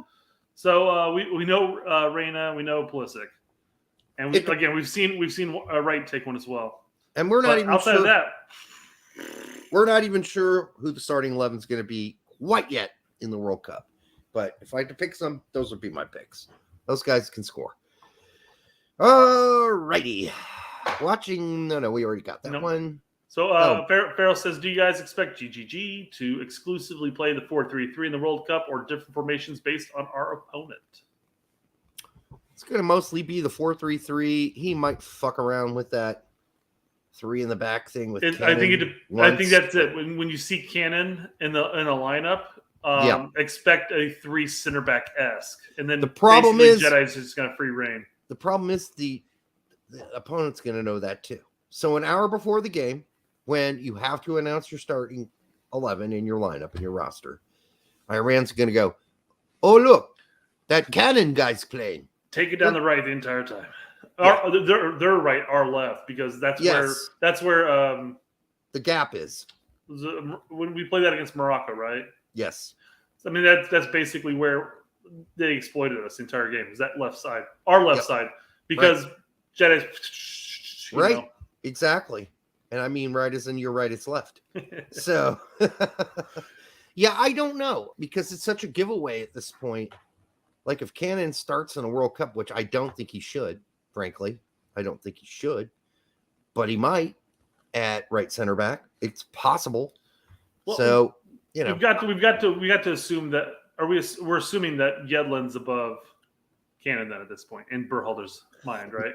Not by much, but yes. Not by much. Did but Yedlin yes. start a game this entire window? I thought he did. Didn't start Morocco. He had to start against Uruguay then. Yeah, he started against Uruguay. Yeah. Yes, he did. Not Uruguay. And he got a 6 from us. Uruguay. Uruguay. Uruguay. All right. What do we got left here? We got Mitch. Mitch is running out of new names. GGG won't start a good 11. And I say we either draw 0-0 or lose 1-0 to who? To El Salvador? That's been against El Salvador. Long and Sim start at CB, Bello and Yedlin at fullback, Acosta, Roldan and Musa in the midfield. God, I hope not. And Morris and Areola are also start. I think he already... I feel like you're missing somebody, though. He already shot that, Jizz. He's already done that. He did that against Grenada. So he's not going to do it again. Yeah, we'd be playing with 10 players there. Yeah. So it'll be... Probably would lose. It'll be 28 years on Friday since the O.J. Simpson chase. What were you doing when it happened? I was hanging out with a bunch of friends in college, drinking and smoking and talking about music and going, what the fuck is going on TV, on CNN? What the hell is going on? I've got to get rid of my white Bronco now. But a lot of weird things happened that year because I think Kurt Cobain died as well. And that kind of superseded my interest in the O.J. Simpson chase. But, you know, I grew up watching O.J. Simpson play football, too. So that's what I wanted. Yedlin saved a goal against someone. Yes, he did. He did. Uruguay. Yep. Off the line. Yep. All right. Any more? Oh, yeah. Mitch has no fake names today, unfortunately. Mike Hunt. That's all right, Mitch. We don't expect you to. I mean, it's not easy to keep coming up with those. Tack mentioned, this is Markoloff, Tack mentioned this as well on his 7 Things Learned video. I haven't watched that yet. Gregg is not reluctant to play a 10. I would start Brendan as a 10 with Pooley on the left, Way on the right, and Haji up top. I'd be fine with that. If it happened, I'm waiting to see it happen. As Chris says, we don't play at a 10. No, but I guess if you take into consideration what Berhalter's, when he talks about where he likes Musa playing at this point, and he's liking Musa sitting back further and then having the free run, move up and down, of course, but sitting back further, by default, whether it's Weston or whether it's Aronson playing that third midfielder is going to, by default, play a more offensive option. May not necessarily be a standard 10, but he will. That third person will absolutely be more of an offensive option.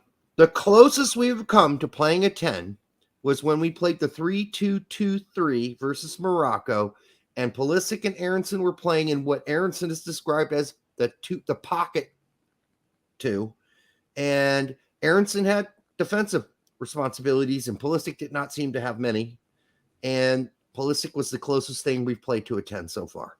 That's it. So I don't know. If I'm going to watch this video, because if Tack mentions that Gregg is not reluctant to play a 10, I'd be very surprised by that comment, and I'd like to see evidence that Gregg is not. I mean, you could argue. Mind you, we talked about this in the Grenada review as well.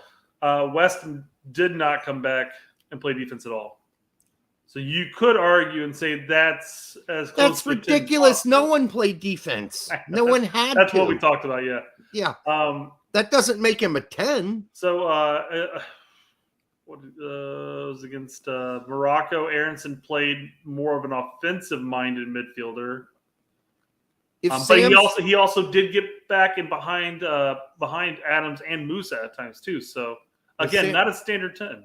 If Sam's watching this right now, he's like, God, These dudes fucking talk about it. He's back where Jimmy Conrad was back in 2011 when we first had him on the show. We're talking It's about not that important. We're talking about Positions are not- mentality. We're talking about the mentality of the player and the tactics at hand, not necessarily just like formations and No, positions. we're also talking about the responsibility. And to say McKinney is a 10 against Grenada is ridiculous, because if that's the case, there were like 6 10s playing There you out go. there that game.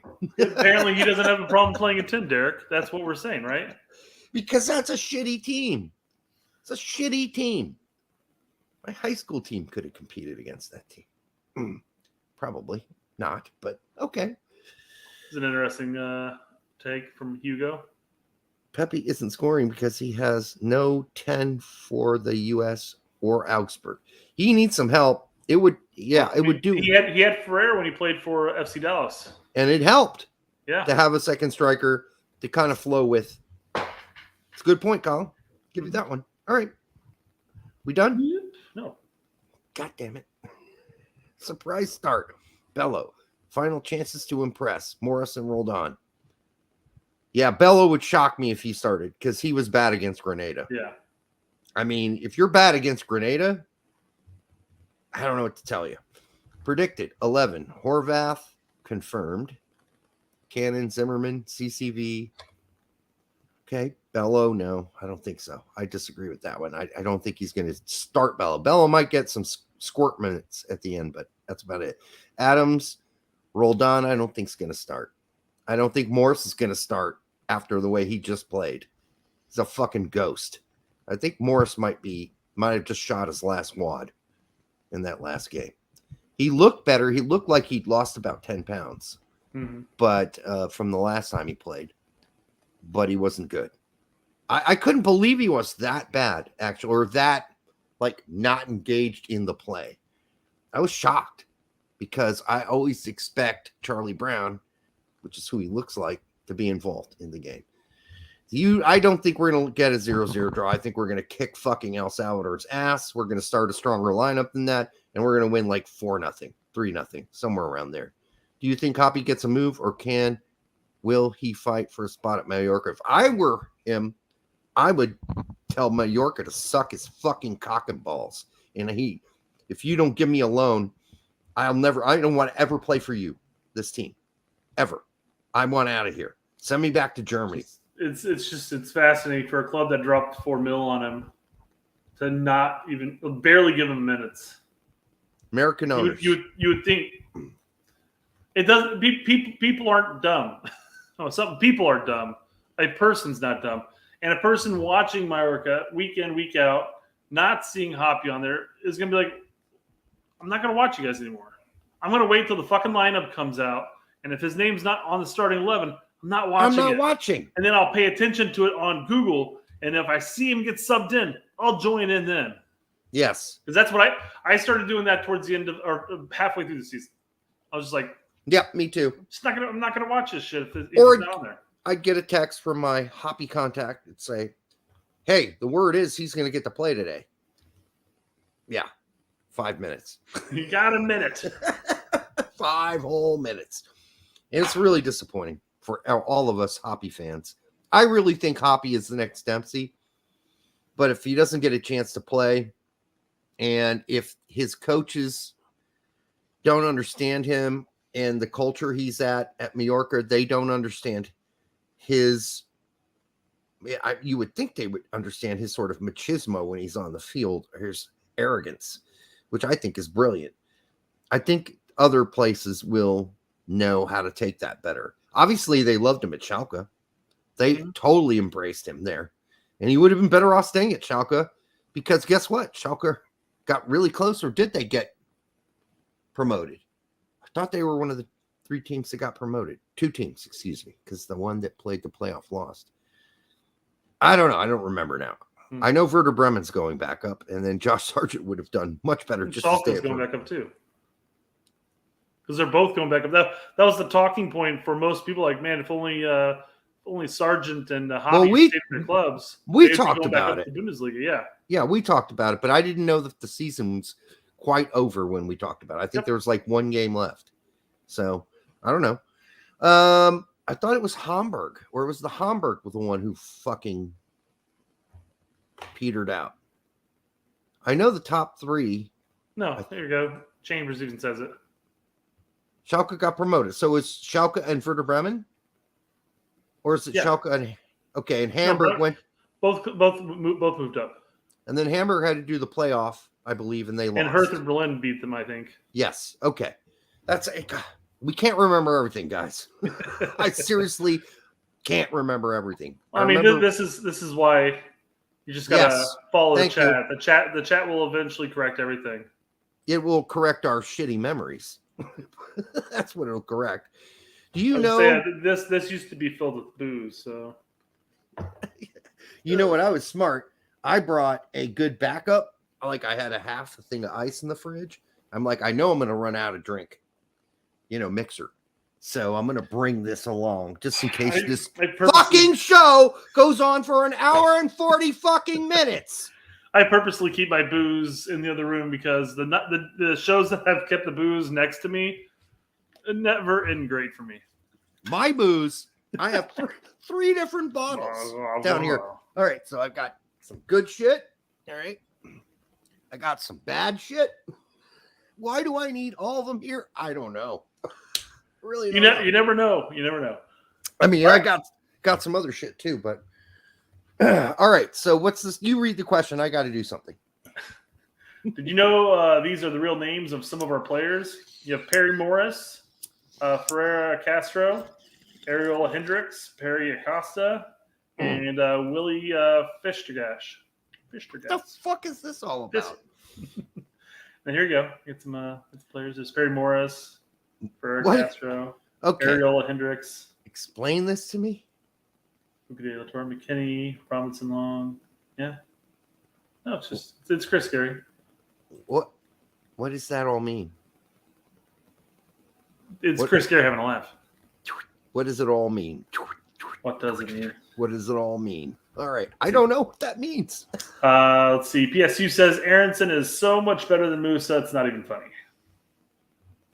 They're totally different players.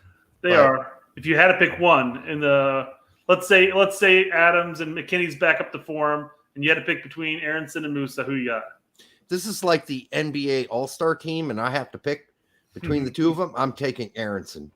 I like Aronson's attitude. I like his ballsiness. So it's from One Football lineups.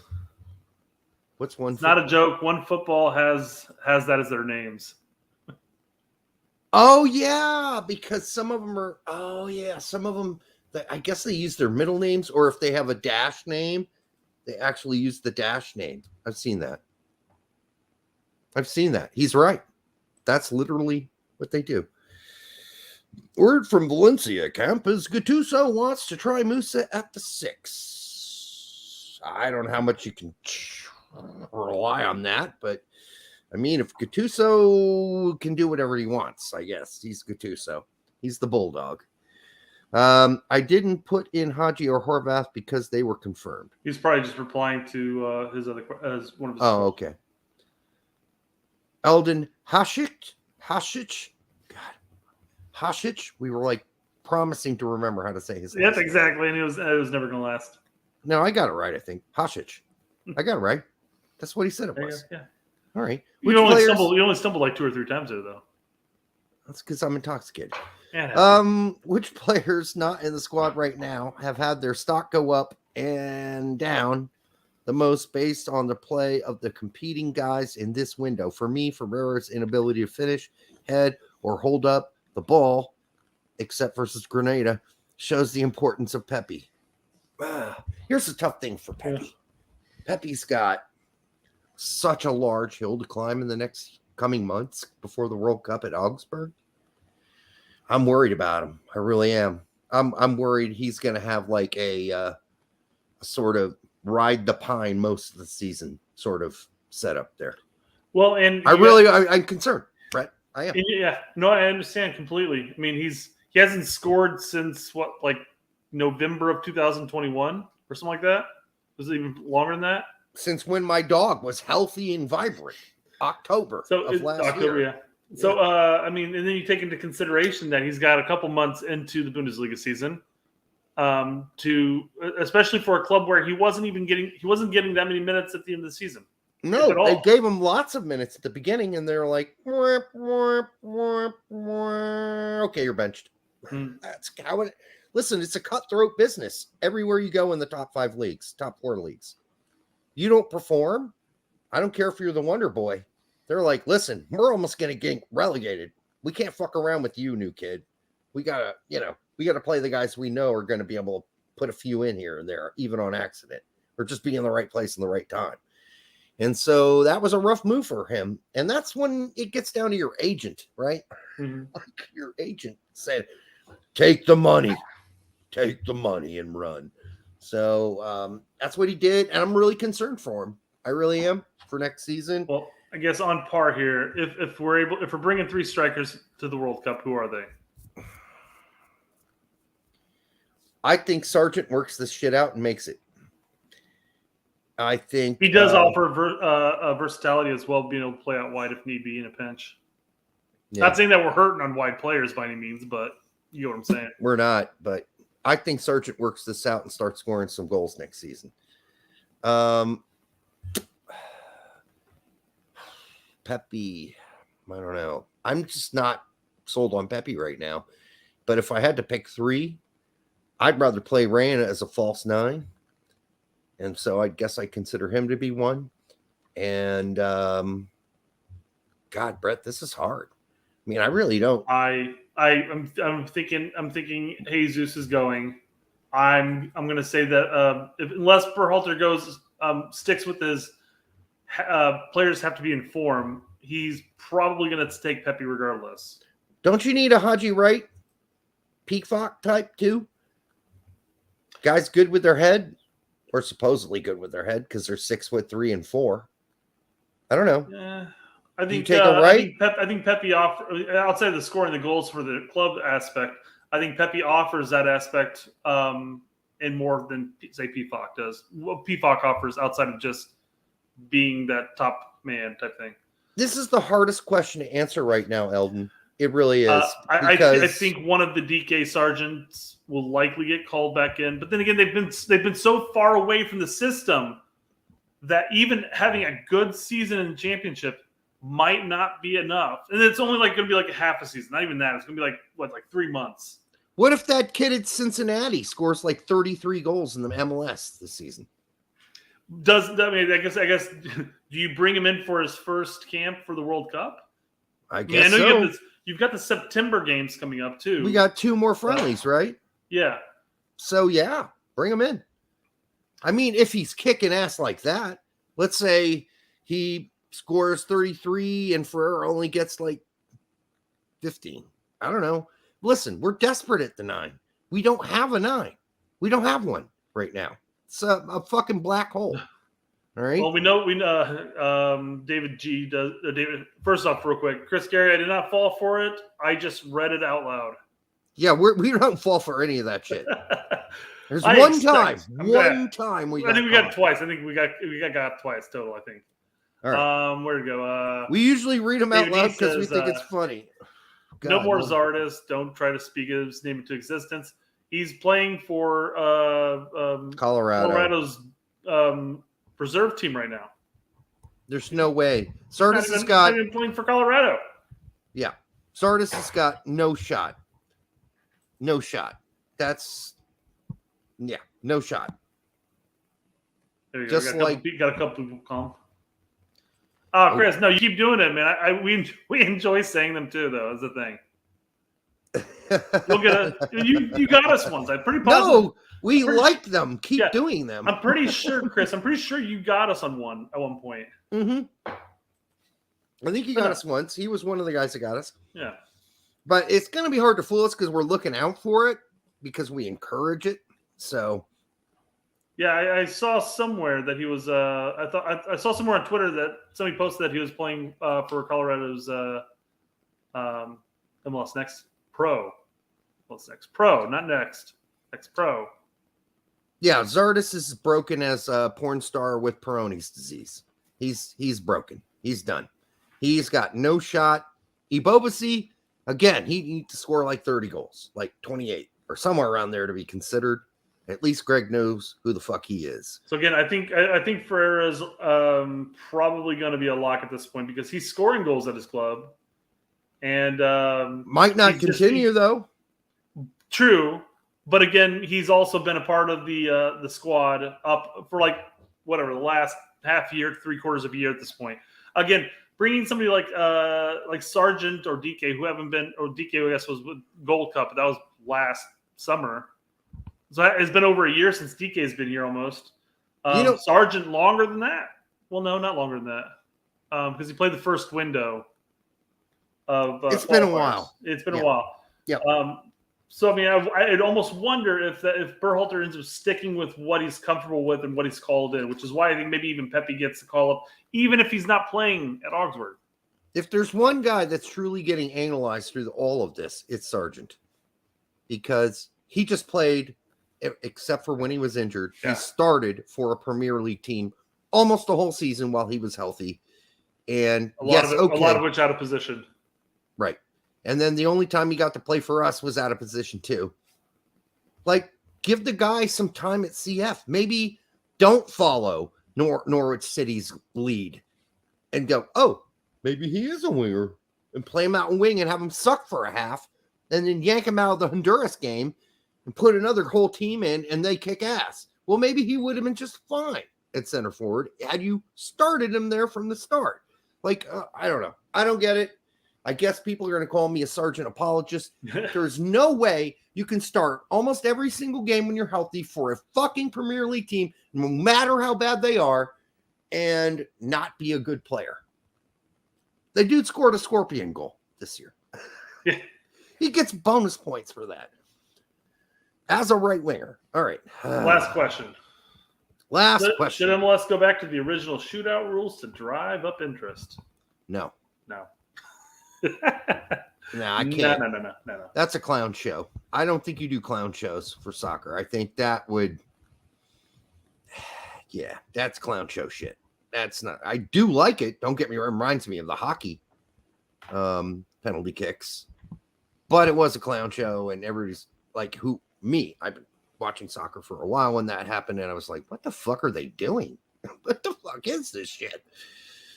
It's like when they try to change in NASL, they change the offsides lines. It's like, okay, so it's not the center of the field anymore. It's like 15 yards inside the center field. Okay. Guess that's going to bring more offense, but that's just trickery. That's trickery.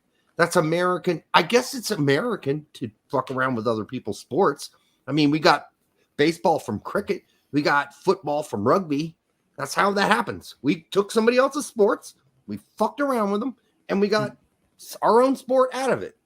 That's how we do shit here. I just want to see Sarge become a consistent scorer. I think he will in the championship. Yeah. Yep. I think he will. He's David D says that he's been exiled since. Plus, he had limited service all season. He had limited service with the Nats too. That's always been my complaint. Whenever the topic of whether or not Sargent should be called in or not. Imagine you're a top porn star and you get signed to do an amazing movie that you think, like with the Dark Brothers or something, and you think I'm gonna have this big role. And then you just ended up being a bit actor on the side. And you're like, hey, fix the copy machine. Where's my service? Could you guys get off of it? No. Am I not in this movie? Don't I get some service here? He gets assigned the industry's worst fluffer. You're just on the fringes, you know. You don't actually get to be the major star, which Pookie was in the middle for that team. Alex Martinez, thank you, my brother. $4.99. Derek, you're funny as fuck. I like the fact that you can use the word fuck in that and almost everything. This podcast is better than the rest. Damn. I like to think so. High praise, brother. I appreciate it. We love all of our other brother sister shows and people we bring on, but we really appreciate that. I think the best part of our show is how humble we are.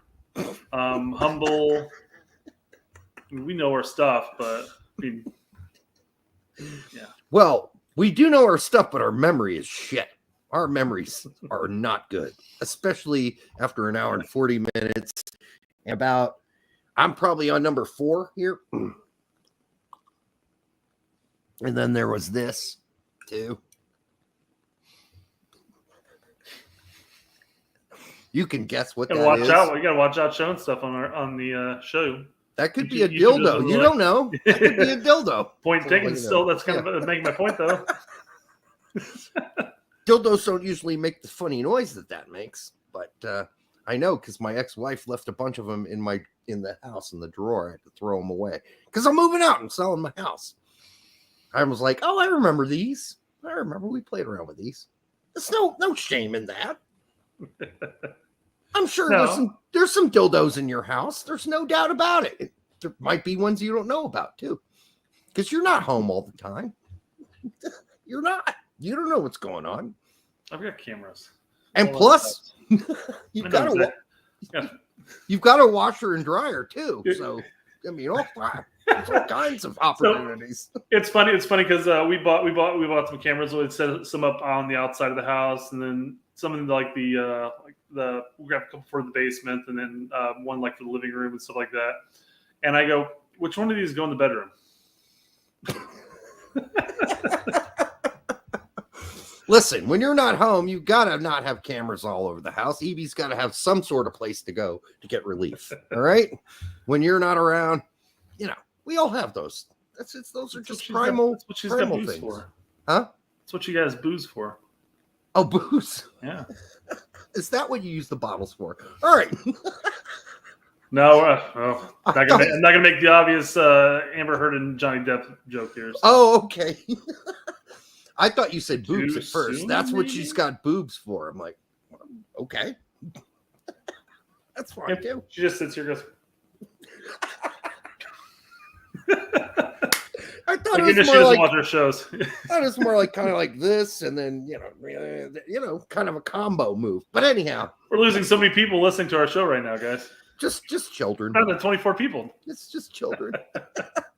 All right, I think we're done though. For children. Right, we're done. Yeah. Are we seriously down to 24 people? No. Oh, okay.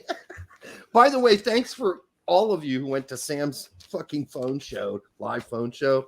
That was a blast watching and just hanging out with you guys. And some of you called in, although Chris Gary doesn't remember calling in. That's all right, Chris. I would review the tape. I might have to pull that back up and take a look at that. I could have swore too. Maybe he just pulled up one of your comments and I just assumed. I don't know. It could be. What I don't like is how it's so hot here and my balding is like glistening. You see the glisten? Look at that. That's a glistening on my. Wear my hat. I don't want to blind. Well, as soon as it cools down, which is going to take another week, I will be back to my cap because I don't like combing my hair when I don't have to. Like I just don't. I'm just not interested in those things. All right. What did you just flash something on the screen? Yeah, Chris says, for the record, I didn't. I guess he pulled didn't. up a few of his comments. Maybe we just thought it was you on the call. Yeah, maybe it was another guy named Chris, and we assumed it was Chris Gary. I think that's probably what happened. So, John Johnstone, $2. Should MLS go back to the old show? No. They were fun. I'll give you that. They were fun. But I think as far as preparing players going into the future, they need to have the stress of taking an Elfmeter. That's what they call it in Germany. Elfmeter. For me, it just kind of screams of like the XFL, like that indoor football league, where it's just sort of like a kind of a gimmick, if you will. Yeah, that's what it was. It was a gimmick. So now, maybe during the All-Star game, let's do that. Okay. It was a. Let's go back to an East versus West All-Star game, and then we can bring back the old school, PKs. That's like a respectable carnival having like the sideshows again, like the man with 3 testicles, the man with 3 eyes, the guy who has a dick growing off his chin. That's what that is. We don't need that kind of wizardry. Just play the standard game. I think we're going to be good. But I do like the question, JJ. And thank you as always, for showing up. Are we done? I'm just pulling this up real quick.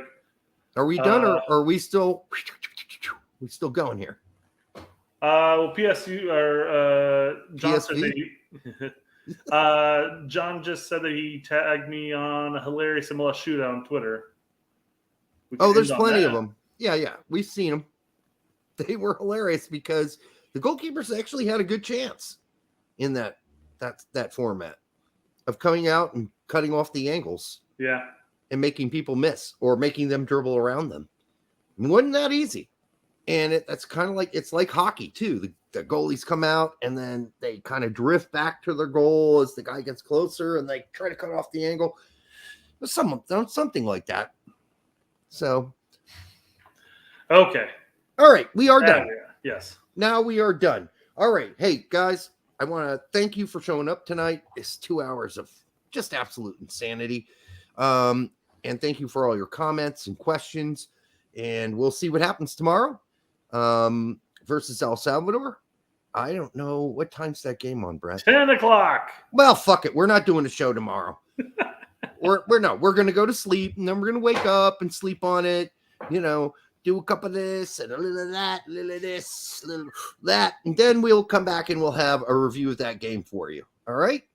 We love you. Keep watching. Share it with your grandma. Make sure you like, share, send it to a relative who likes soccer that has a sense of humor.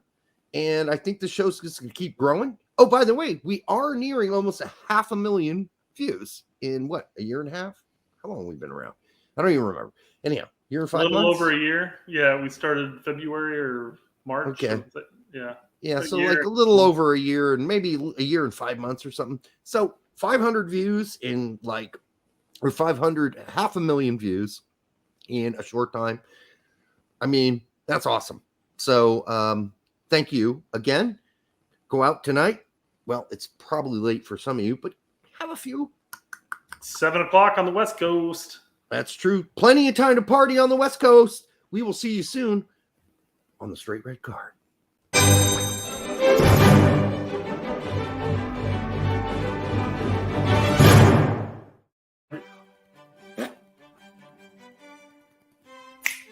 Do it again. Whoop.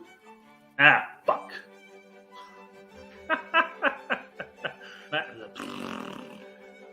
And like it. That's way too many likes. I got to comment on a channel. Fuck. Oh. Yeah. That should probably do. That should probably do.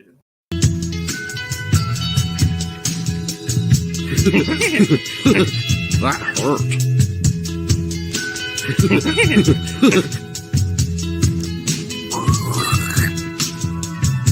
More verticality.